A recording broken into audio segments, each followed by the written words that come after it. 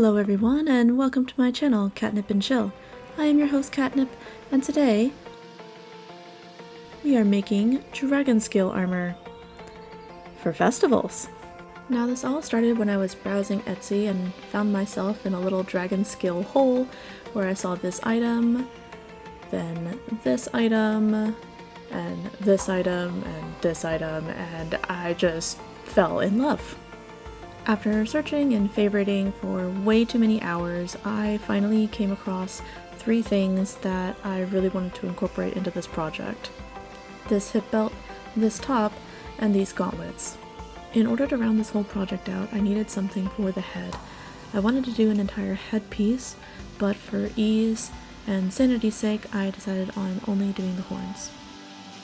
I'll be starting this video off by showing you how I made the straps of the top piece, because it kind of gives you a little intro into chainmail itself. This is a simple 4-in-1 pattern where you take one ring that's open and you can start just by putting 4 other rings into the one.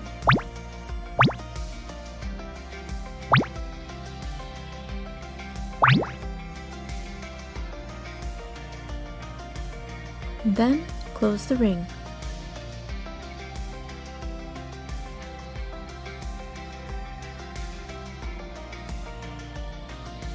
Align your tiny chainmail so it looks like this. It makes it a little easier to work with. In order to add to the chain, we want to open up the ring, put a closed ring into it, then enter the existing chain under the ring closest to you and over the ring farthest from you.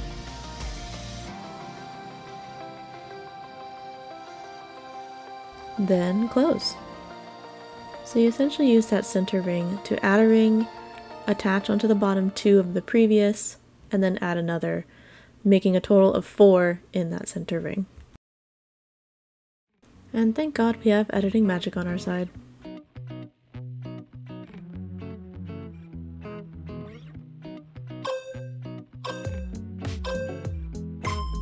And with the straps done, we're going to move on to the front of the piece. Ta-da! This was simultaneously the most beautiful, amazing, but also most frustrating part of the entire project. But let's start with the beautiful parts. These scales are holographic, which means they show all of the colors of the rainbow when the light hits them. They are so gorgeous, and I'm really glad I got a chance to use them. I used 3 colors. The main one is the silver holographic, with accents of the blue holographic and this clear holographic. And last but not least, you're going to need a buttload of these jump rings.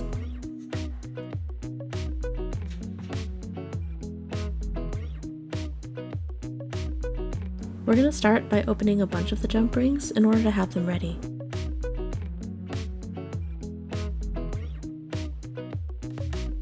Start by taking one of your scales and make sure the concave part is facing you. I put down the next 2 scales in the row just to help me visualize the project. Keep in mind that when working with scale mail, the back of the project is facing you at all times. So when you're adding on a new scale, you are actually piercing the ring into the back of the new scale and then into the front of the first scale. You'll see me mess up here and have to take it off and then put it back. I don't mind showing you all my mistakes. I'm not perfect.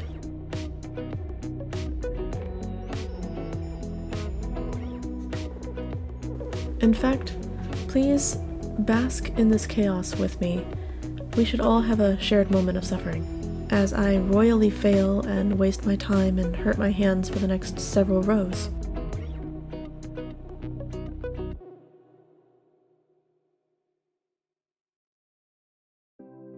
It looks like a lie. Looks like a lie. It looks like a lie. It looks like a lie. Looks like a blob. It looks like a blob. It looks like a blob. It looks like a blob. It looks like a blob. It looks like a blob.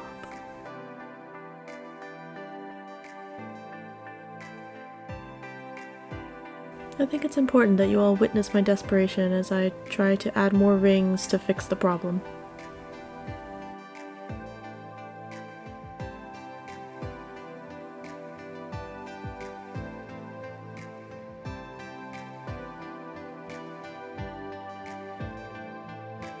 So it turns out when the experts say to anchor it, it's for a good reason. Anchor your work, please. It helps. So I'm adding the last edge to the 4th row here, and with each new row you want to add a scale onto the end, making a triangle. You'll see me demonstrate the piercing of the ring into the back of the iridescent scale and then into the front of the silver scale, remembering that the back of the project is facing you, the front of the project is facing the table.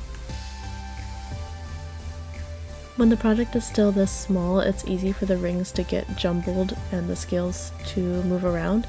Make sure to put everything back where it belongs before moving on. It makes your life so much easier. Was this annoying and tedious to fix every 5 seconds? Yes. Did this take me months to complete? Yes. Did this break before I filmed it at the festival that I wore it to? Yes. Did I have to repair it once again and then film it again so you can see the final product? Yes. Do I have early onset arthritis? I don't know. But good God, this thing is so stinking pretty.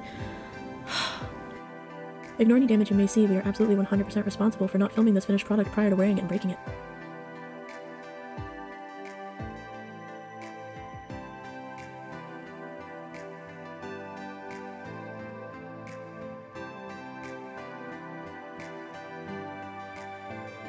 Moving on to the skirt. I already started, but as you can see, the belt part here is once again a 4-in-1. And at this part I'm kind of making stuff up as I go along. The scales are being added downwards towards me, whereas the belt part of the project is going across. So I'm just adding 2 rings into each scale and attaching them across the belt. You can see the ring all the way on the left side there is my end point, so I'm just going until I meet the end.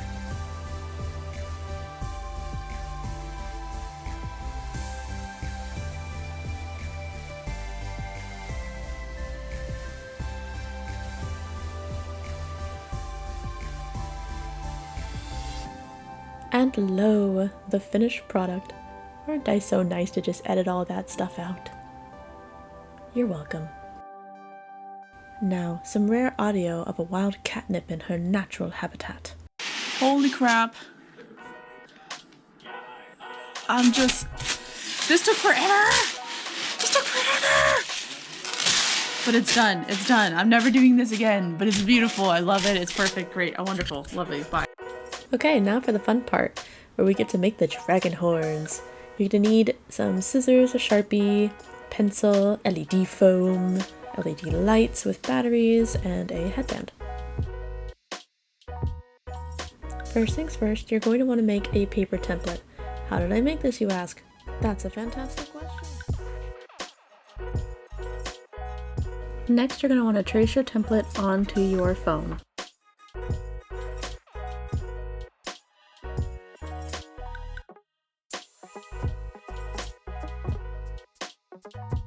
Once all your paper pieces have magically turned into foam pieces, you're going to want to use a heat gun to soften the foam and curl it up into a tube.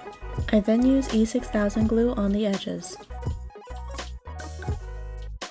Please don't forget to wear a respirator mask for this step. While waiting for the glue to become tacky, I go ahead and apply the heat gun as well as some glue to the next piece.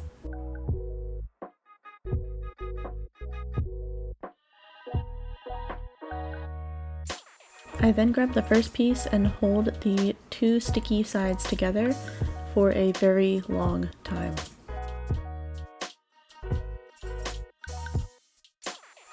Repeat for all 10 pieces, and don't forget to have fun with it.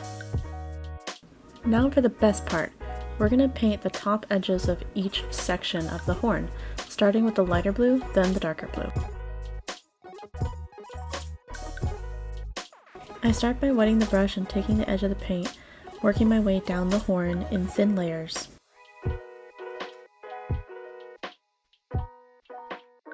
The first layer will dry pretty quickly as this is acrylic paint, so you can start working on your second layer.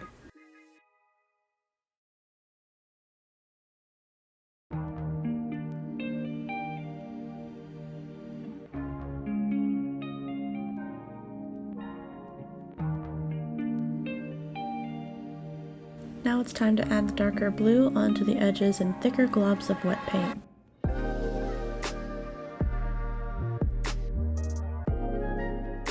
You'll also see me painting the inside of the horn to give it a more complete look.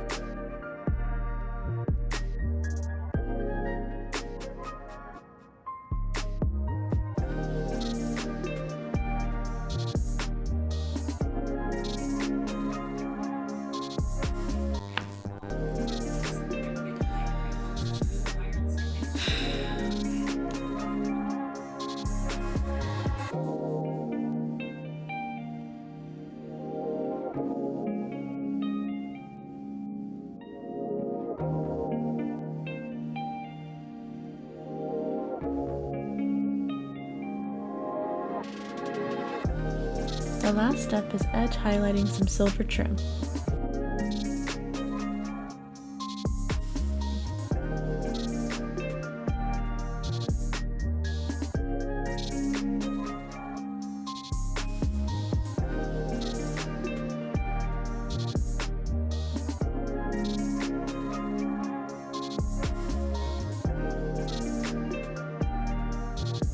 Now it's time to put these pieces together.